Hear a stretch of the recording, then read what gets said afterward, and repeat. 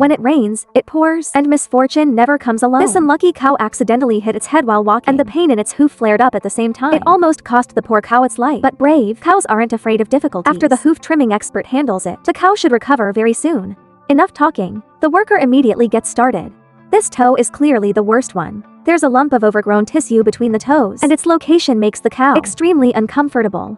The overgrown hoof nail is directly clipped off with giant nail clippers. The dry weather has made the hoof extremely hard, so cutting it takes quite a bit of effort. The movement from the sole immediately startles the cow. After a ton of effort, a huge chunk finally comes off. Now both toes are finally the same length. Next comes today's main focus. Before treating the overgrown tissue, it first needs a simple wash and scrub. The spray bottle and brush appear together, showing just how meticulous this hoof trimmer is. Tweezers in one hand and a blade in the other. Those who know understand it's hoof trimming. Otherwise, you'd think a banquet was being prepared. Water keeps rinsing from above, making it easier for the worker to see clearly. The whole scene looks like surgery.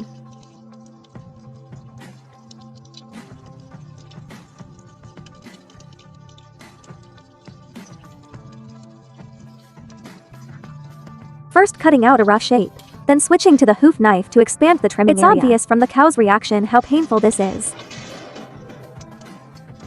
But this is only the beginning. Next, even more keratin still needs to be trimmed away. The sole has already been carved into a hollow shape, between the toes still needs delicate trimming. On one hand, the lesion must be treated, and on the other hand, the cow's comfort must be considerably difficult. For the fine details, a smaller blade is used. The overgrown tissue in the middle is much softer. The trimming on the sole is temporarily finished. Now, the upper hoof requires even more patience. The small blade is used again to clean away the black necrotic tissue on the top of the hoof. This is extremely important for recovery later. The rotten tissue deep inside the hoof also needs to be removed completely.